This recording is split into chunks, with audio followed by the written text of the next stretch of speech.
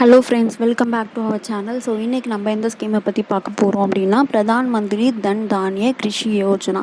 So இப்போ ரீசெண்டாக இந்த ஸ்கீமுக்கு என்ன பண்ணியிருக்காங்க அப்படின்னா, கேபினெட், அதாவது நம்மளுடைய பிரைம் மினிஸ்டர் என்ன பண்ணியிருக்காங்கன்னா, இந்த ஸ்கீமுக்கு அப்ரூவல் கொடுத்துருக்காங்க. ஓகேவா? ஸோ இந்த ஸ்கீமை பற்றி தான் இன்றைக்கி பார்க்க போகிறோம். ஸோ ஸ்கீமுக்குள்ளே போகலாம். ஸோ ஃபர்ஸ்ட் என்ன அப்படின்னா, இந்த ஸ்கீம் எந்த பட்ஜெட்டில் சொன்னாங்க அப்படின்னா, ஃபினான்ஷியல் இயர் 26, ஓகேவா, ஃபினான்ஷியல் இயர் 26க்கான பட்ஜெட்டில் தான் என்ன பண்ணாங்க அப்படின்னா, இப்படி ஒரு ஸ்கீமை லான்ச் பண்ணாங்க. ஓகேவா? ஸோ இது எப்போது? February 1, ஓகேவா, February 1 தானே பட்ஜெட் தாக்கல் பண்ணுவாங்க.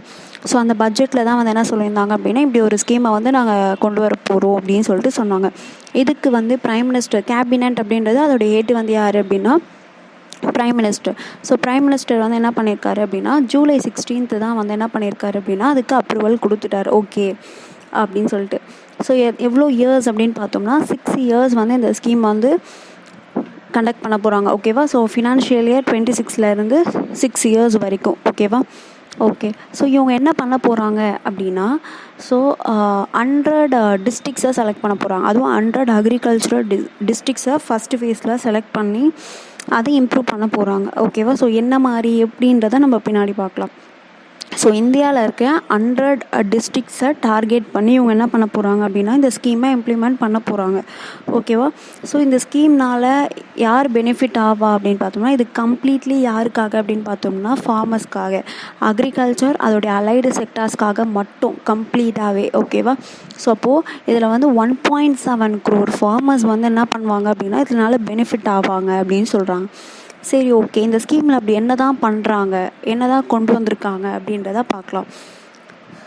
ஸோ இதோடைய கோல் என்ன? ஸோ இந்த ஸ்கீமோட மெயின் கோல் என்ன அப்படின்னு பார்த்தோம்னா, என்ஹான்ஸ் அக்ரிகல்ச்சர் ப்ரொடக்டிவிட்டி. அதாவது என்ன பண்ண போகிறாங்க அப்படின்னா, க்ராப்போட ஈல்டை என்ன பண்ண போகிறாங்க, இன்க்ரீஸ் பண்ண போகிறாங்க.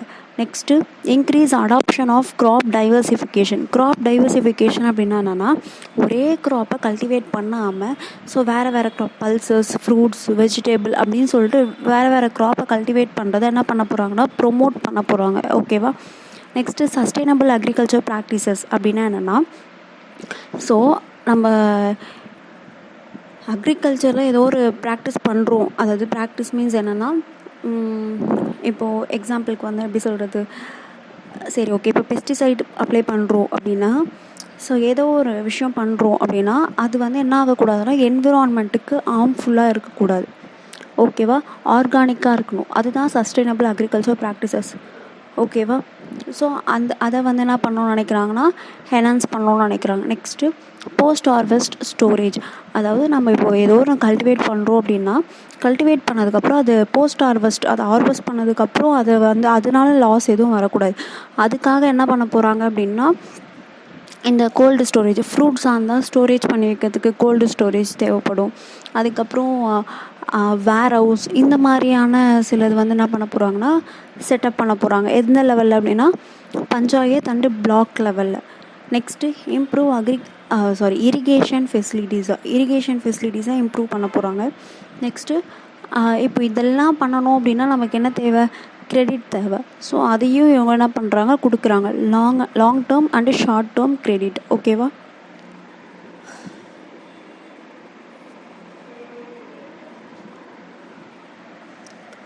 ஸோ இதுதான் இவங்களுடைய கோல்ஸ். ஓகேவா? ஸோ அக்ரிகல்ச்சரோட ப்ரொடக்டிவிட்டியை இன்க்ரீஸ் பண்ணணும், க்ராப் டைவர்சிஃபிகேஷன் பண்ணணும், சஸ்டைனபிள் அக்ரிகல்ச்சர் ப்ராக்டிசஸை ஃபாலோ பண்ணணும், போஸ்ட் ஹார்வெஸ்ட் லாஸை தடுக்கிறதுக்காக, அதை ஸ்டோரேஜ் பண்ணி வைக்கிறதுக்காக சில செட்டப் பண்ண போகிறாங்க. இரிகேஷன் ஃபெசிலிட்டிஸ், கிரெடிட் கொடுக்க போகிறாங்க. ஓகேவா? ஸோ இதெல்லாம் தான் இதோடைய கோல்ஸு. ஓகே. ஸோ நெக்ஸ்ட்டு, இந்த ஸ்கீமை எதை மோட்டிவேஷனாக எடுத்து இந்த ஸ்கீமை கொண்டு வந்தாங்க அப்படின்னு பார்த்தோம்னா, நிதி ஆயோக். ஓகேவா? நிதி ஆயோக்கோட ஆஸ்பிரேஷனல் டிஸ்ட்ரிக்ஸ் ப்ரோக்ராம் அப்படின்ட்டு ஒரு ஸ்கீம் இருக்குது. ஸோ இந்த ஸ்கீம் எப்போ லான்ச் பண்ணாங்க அப்படின்னா, 2018 லான்ச் பண்ணாங்க. ஓகேவா? யார் லான்ச் பண்ணலாம் அப்படின்னா, நிதி ஆயோக் தான் லான்ச் பண்ணிச்சு. ஸோ இந்த ஸ்கீமோட எய்ம் என்ன அப்படின்னு பார்த்தோம், ஆஸ்பிரேஷனல் டிஸ்ட்ரிக்ட் ப்ரோக்ராம்ஸ்னால் என்னென்னா, ஸோ 112 டிஸ்ட்ரிக்ஸை செலக்ட் பண்ணியிருக்காங்க இந்தியாவிலேருந்து. ஸோ செலக்ட் பண்ணி ஸோ அந்த டிஸ்ட்ரிக்ஸ், அதாவது அண்டர் டெவலப்டு டிஸ்ட்ரிக்ஸை வந்து என்ன பண்ணணும்னு நினச்சாங்க அப்படின்னா இம்ப்ரூவ் பண்ணணும்னு நினச்சாங்க. So not only in agriculture, ஜென்ரலாகவே எல்லா டிபார்ட்மெண்ட்லேயும் ஓகேவா அண்டர் டெவலப்டாக இருக்கக்கூடிய டிஸ்ட்ரிக்ஸை இம்ப்ரூவ் பண்ணணும் அப்படின்னு நினச்சாங்க. ஓகேவா, அது ஹியூமன் டெவலப்மெண்ட்டாக இருக்கலாம், இல்லை கவர்னன்ஸாக இருக்கலாம், எந்த டெவலப்மெண்ட் வேணாலும் இருக்கலாம். ஓகேவா, ஸோ இதை வந்து ஒரு மோட்டிவேட்டாக எடுத்து அக்ரிகல்ச்சருக்கு மட்டும், அதாவது அக்ரிகல்ச்சர் டிஸ்ட்ரிக்ட் லெவலில் அக்ரிகல்ச்சரை இம்ப்ரூவ் பண்ணணும்னு சொல்லி என்ன பண்ணாங்க அப்படின்னா இந்த தன் தானிய கிருஷி யோஜனா அப்படின்றத கொண்டு வந்தாங்க. ஓகேவா, ஸோ இதில் வந்து மொத்தம் எத்தனை டிஸ்ட்ரிக்ஸ் நம்ம செலக்ட் பண்ணியிருக்கோம் அப்படின்னா இந்த ஸ்கீமில் 100. பட் இந்த ஆஸ்பிரேஷனல் டிஸ்ட்ரிக்ஸ் ப்ரோக்ராமில் 112 டிஸ்ட்ரிக்ஸை வந்து செலக்ட் பண்ணியிருக்காங்க. ஓகேவா, ஸோ அந்த டிஸ்ட்ரிக்ஸ் எதை பேஸ் பண்ணி செலக்ட் பண்ணாங்க அப்படின்னா சோஷியோ எக்கனாமிக் இண்டிகேட்டர்ஸ், அதாவது இப்போது ஹெல்த்து, எஜுகேஷன், அதுக்கப்புறம் அக்ரிகல்ச்சர், ஃபினான்ஷியல் இன்க்ளூஷன்ஸ், ஸோ இந்த மாதிரியான ஏரியாஸில் வீக்காக இருக்கக்கூடிய டிஸ்ட்ரிக்ஸ் எல்லாம் செலக்ட் பண்ணி எடுத்திருக்காங்க. ஓகேவா, ஓகே, நெக்ஸ்ட் என்ன சொல்லியிருக்காங்க அப்படின்னா இந்த ஸ்கீம்ஸில் கன்வர்ஜன்ஸ் அப்படின்னா என்னென்னா ஆல்ரெடி 36 ஸ்கீம்ஸ் வந்து என்ன பண்ணியிருக்காங்க அப்படின்னா எல்லாமே ஒரே இது கீழே கொண்டு வந்திருக்காங்க. ஓகேவா, ஸோ இந்த ஸ்கீம் மூலயமா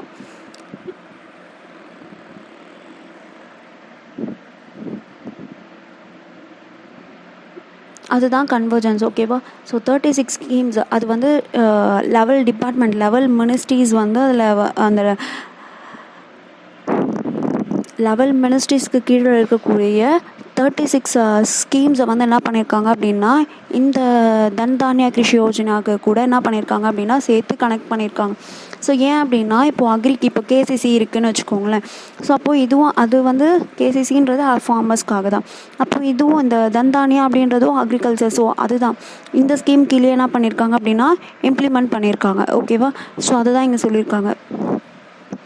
ஸோ மொத்தம் 36 எக்ஸிஸ்டிங் ஸ்கீம்ஸு லெவல் மினிஸ்ட்ரிக்கு கீழே வரும். ஓகேவா, அது மட்டும் இல்லாமல் தனியாக வந்து என்ன பண்ணியிருப்பாங்க ஸ்டேட் கவர்மெண்ட்ஸ் வந்து அந்த ஸ்டேட்டுக்குன்னு தனியாக ஏதாச்சும் ஸ்கீம்ஸ் வந்து டெவலப் பண்ணியிருப்பாங்க. அதுக்கப்புறம் ப்ரைவேட் செக்டர்ஸ் கூட என்ன பண்ணியிருக்காங்க அப்படின்னா பார்ட்னர்ஷிப் பண்ணி இந்த ஸ்கீமை இம்ப்ளிமெண்ட் பண்ணியிருக்காங்க. ஓகேவா, நெக்ஸ்ட்டு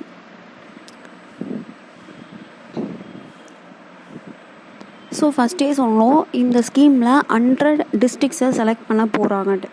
ஓகே, ஏதோ ஒரு டிஸ்ட்ரிக்ட் அப்படின்லாம் செலக்ட் பண்ண முடியாது. ஸோ இவங்க எதை பேஸ் பண்ணி செலக்ட் பண்ணுறாங்க அப்படின்னா ஒரு டிஸ்ட்ரிக்ட் வந்து லோ ப்ரொடக்டிவிட்டியாக இருக்குது, லோ க்ராப்பிங் இன்டென்சிட்டி இருக்குது, லெஸ் கிரெடிட் டிஸ்பர்ஸ்மெண்ட், அந்த இடத்துல வந்து லோன் வந்து அதிகமாக கிடைக்க மாட்டேங்குது.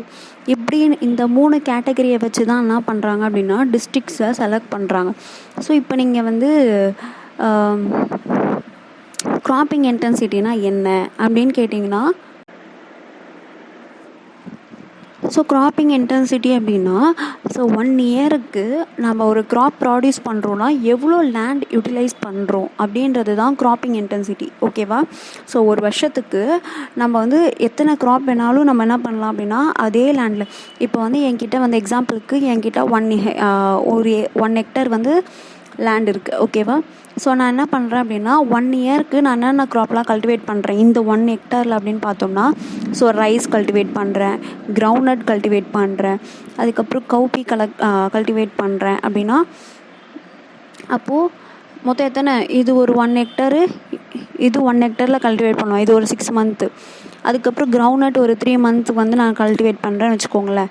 ஸோ இதுவும் 1 ஹெக்டர் ஃபுல்லாக கல்டிவேட் பண்ணுறேன்.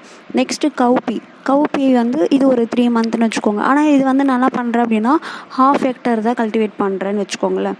அப்போது நான் 1 இயருக்கு இந்த லேண்டை நான் எவ்வளோ யூஸ் பண்ணியிருக்கேன் அப்படின்னா ஸோ இது ஒரு 1 ஹெக்டர், இது ஒரு 1 ஹெக்டர், இது ஒரு 1/2 ஹெக்டர், அப்போது 2.5 யூஸ் பண்ணியிருக்கேன். கரெக்டாக, ஆனால் என்கிட்ட இருக்கிறது டோட்டலாக 1 ஹெக்டர் தான்.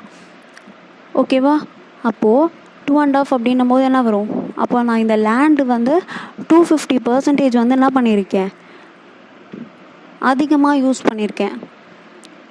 ஓகேவா, ஒரு லேண்டை நான் என்ன பண்ணியிருக்கேன் அப்படின்னா 250%. ஸோ இந்த பர்சன்டேஜ் தான் வந்து என்னென்னா க்ராப்பிங் இன்டென்சிட்டி. ஸோ 1 இயருக்கு நான் எவ்வளோ க்ராப்ஸை க்ரோன் பண்ணுறேன் ஒரே ஃபீல்டில் அப்படின்றது தான் வந்து என்னென்னா க்ராப்பிங் இன்டென்சிட்டி. ஸோ அது கம்மியாக இருக்கக்கூடிய டிஸ்ட்ரிக்டை செலக்ட் பண்ணுறாங்க. ஓகேவா,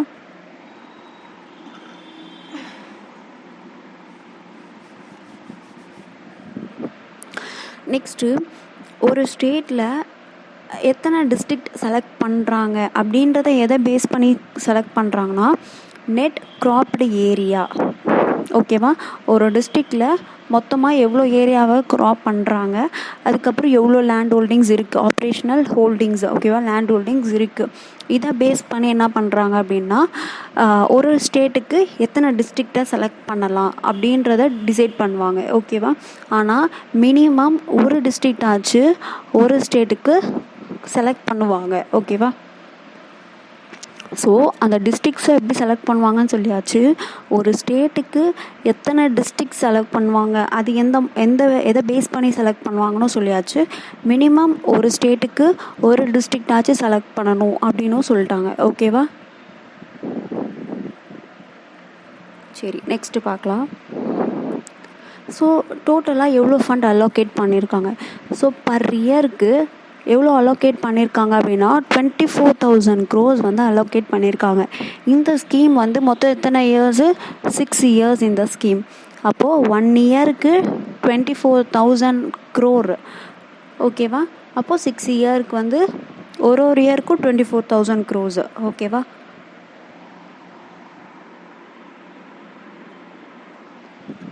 அப்போ 6 yearsக்கு என்ன வரும், 1.44 lakh crore இந்த ஸ்கீமுக்காக மட்டும். ஓகேவா, சரி ஓகே. இப்போ நம்ம வந்து சொல்லிட்டோம் இதுதான் எங்கள் கோல் அப்படின்னு சொல்லி, இந்த ஸ்கீம் கீழே இதுதான் எங்களுடைய கோலு. ஸோ நாங்கள் இது மாதிரி 100 districts செலக்ட் பண்ணிட்டோம் அப்படி இது மாதிரி எல்லாமே சொல்லிட்டாங்க. ஓகே, இவங்க எப்படி இதை வந்து இம்ப்ளிமெண்ட் பண்ண போகிறாங்க, எதை பேசிஸில், அதாவது எப்படி வந்து இதை வந்து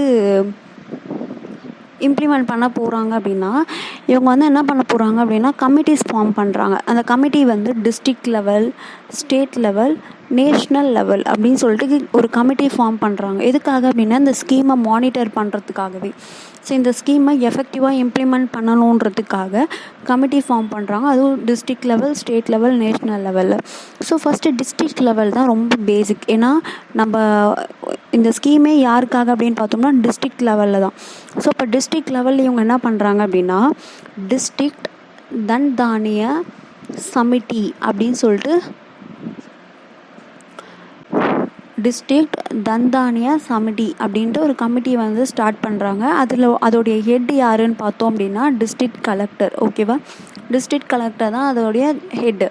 நெக்ஸ்ட்டு அதில் யார் யாரெல்லாம் மெம்பர்ஸாக இருப்பாங்க அப்படின்னா ஃபார்மர்ஸ் இருப்பாங்க, அதுக்கப்புறம் இந்த செல்ஃப் ஹெல்ப் குரூப்ஸ்லாம் இருக்காங்களே அவங்க இருப்பாங்க, அதுக்கப்புறம் வந்து கேவிகேஸ்லாம் இருக்கும் இல்லையா, அந்த கேவிகேஸ் வந்து இருப்பாங்க. இவங்கெல்லாம் மெம்பர்ஸாக இருப்பாங்க. ஓகேவா, ஸோ இந்த ஃபார்மர்ஸ் இவங்கெல்லாம் என்ன பண்ணுவாங்க அப்படின்னா ஸோ அந்த டிஸ்ட்ரிக்ட்க்கு என்னென்னலாம் தேவை அப்படின்றத வந்து என்ன பண்ணுவாங்க அப்படின்னா ஒரு பிளான் போட்டு கொடுப்பாங்க. ஓகேவா, அந்த பிளானை ஃபைனலைஸ் பண்ணுறது யார் அப்படின்னு பார்த்தோம்னா இந்த சமிட்டி, டிஸ்ட்ரிக்ட் தன்தானிய சமிட்டி தான் வந்து என்ன பண்ணுவோம் அப்படின்னா ஃபைனலைஸ் பண்ணி கொடுக்கும்.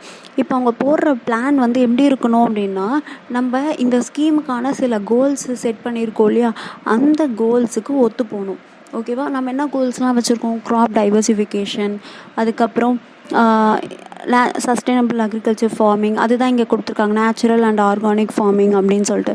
ஸோ இந்த சில கோல்ஸுக்கெலாம் வந்து என்ன பண்ணணும் அப்படின்னா ஒத்து போகணும். ஓகேவா, அப்போ தான் அந்த டிஸ்ட்ரிக்ட் பிளான்ஸை என்ன பண்ணுவாங்க, அக்செப்ட் பண்ணுவாங்க. யார், டிஸ்ட்ரிக்ட் தன்தானிய சமிட்டி வந்து அவங்க வந்து என்ன பண்ணுவாங்க, ஃபைனலைஸ் பண்ணுவாங்க அந்த பிளானை. ஓகேவா, ஓகே இதுதான் கடைசி பிளான் அப்படின்னு சொல்லிட்டு இந்த ஃபார்மர்ஸ் மற்ற மெம்பர்ஸ்லாம் வந்து போட்டு கொடுக்குற பிளானை அவங்க ஃபைனலைஸ் பண்ணுவாங்க. ஓகேவா,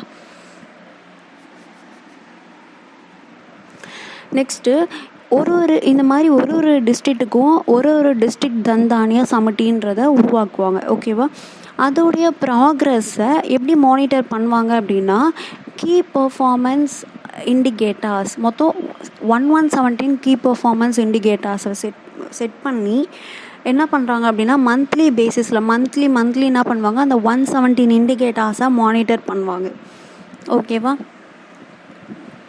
நெக்ஸ்ட்டு நித்தி ஆயோகம் என்ன பண்ணுவோம் அப்படின்னா அந்த டிஸ்ட்ரிக்ட் பிளான்ஸுக்கு ஓகே இதெல்லாம் பண்ணால் நல்லாயிருக்கும் அப்படின்னு சொல்லி ரிவ்யூ பண்ணி கைட் பண்ணுவாங்க.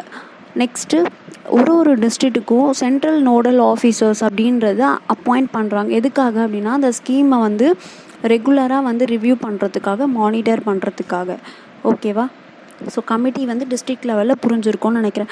ஸோ ஸ்டேட் லெவலில் ஒன்றும் இல்லை. ஸ்டேட் லெவலில் ஒரு கமிட்டி ஃபார்ம் பண்ணுறாங்கன்னா அந்த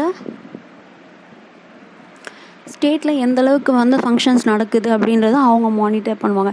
நேஷ்னல் லெவல் அப்படின்னும்போது ஓவராலாக இருக்க எல்லா டிஸ்ட்ரிக்ஸுமே அவங்க என்ன பண்ணுவாங்க அப்படின்னா அந்த ஸ்கீமோட ப்ராக்ரஸாக பார்ப்பாங்க. ஓகேவா? இந்த ஃபண்ட் அலோகேட் பண்ணுறது இந்த மாதிரியான விஷயம்லாம் வந்து யார் பண்ணுவா அப்படின்னா நேஷ்னல் லெவலில் பார்த்துப்பாங்க. ஓகேவா? அவ்வளோதான். நெக்ஸ்ட் பார்க்கலாம்.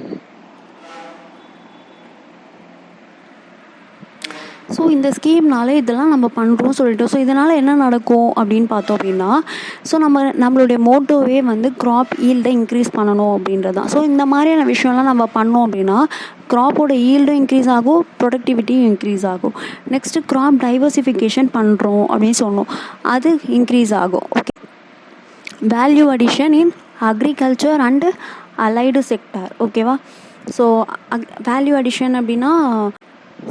அடிஷன் அப்படின்னா என்னென்னா, இப்போ ஒரு ப்ராடக்ட் இருக்குது. இப்போ நம்ம ஒரு க்ராப் கல்டிவேட் பண்ணணும்னு வச்சுக்கோ, ரைஸ் இருக்குதுன்னு வச்சுக்கோங்களேன். ஸோ ரைஸை அப்படியே அந்த ரைஸாக இல்லாமல் அதை ப்ராசஸ் பண்ணி ஸோ வேறு ஒரு ப்ராடக்டாக மாற்றுறது. ஸோ அப்படி மாற்றும் போது என்ன ஆகும் அப்படின்னா, இப்போ ஃபார்மர்ஸ்க்கும் என்ன ஆகும் அப்படின்னா, இப்போ அதுக்கு வந்து அதிகமாக இன்கம் கிடைக்கும். ஸோ அதனால தான் வேல்யூ அடிஷனை வந்து ப்ரொமோட் பண்ணுவாங்க. ஓகேவா? நெக்ஸ்ட்டு லோக்கல் லைவ்லிவுட்னால் இதனால் எம்ப்ளாய்மெண்ட்டும் என்ன ஆகும் அப்படின்னா ஜென்ரேட் ஆகும். ஓகேவா? லோக்கல் எம்ப்ளாய்மெண்ட்டும் ஜென்ரேட் ஆகும். அதுக்கப்புறம் நம்மளோட லோக்கல் லெவலில் டொமஸ்டிக் ப்ரொடக்ஷனும் இன்க்ரீஸ் ஆகும். அதுக்கப்புறம் ஃபார்மரோட இன்கமும் பூஸ்ட் ஆகும். ஓகேவா? நெக்ஸ்ட்டு அச்சீவிங் செல்ஃப் ரிலையன்ஸ் அப்படின்னா என்னென்னா, ஸோ ஆத்ம நிர்பார் பாரத். ஸோ அப்படின்னா என்னென்னா, ஸோ நம்ம வந்து என்ன பண்ணுவோம், செல்ஃப் ரிலையன்ஸ் அப்படின்னா டிபெண்ட். ஓகேவா? நம்மளை வந்து நம்ம மற்றவங்கள டிபெண்ட் பண்ணிடலாமல் நம்ம வந்து நம்மளையே டிபெண்ட் பண்ணியிருக்கிறது. ஓகேவா? அதாவது மற்றவங்கள டிபெண்ட் பண்ணாமல் இண்டிபெண்ட்டாக நம்ம இருக்கிறது, அதுதான் வந்து என்னென்னா ஆத்ம நிர்பார் பாரத் அப்படின்றது. ஓகேவா? எக்கனாமிக்கெல்லாம் வந்து நம்ம என்ன பண்ணோம் அப்படின்னா இண்டிபெண்ட்டாக இருக்கிறது. ஸோ அதுதான். நெக்ஸ்ட்டு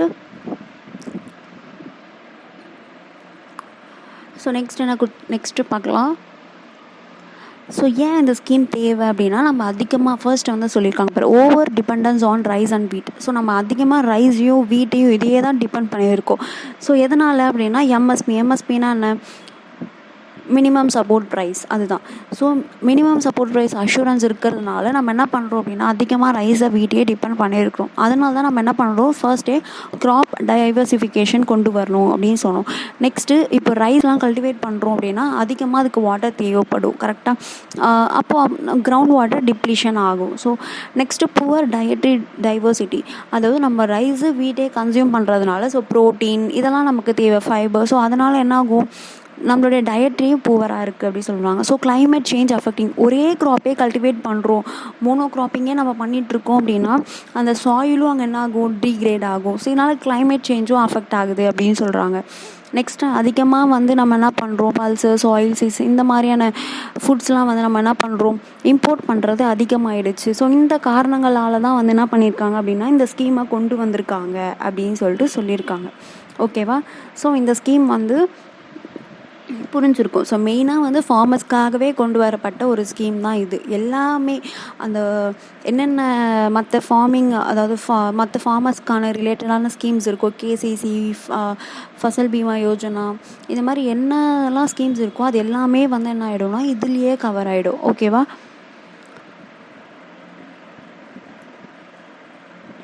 ஸோ இதுலேயும் உங்களுக்கு ஏதாச்சும் டவுட் இருந்துச்சு அப்படின்னா நீங்கள் என்ன பண்ணுங்கள் அப்படின்னா கமெண்ட் செக்ஷனில் சொல்லுங்கள். ஓகேவா? So thank you all.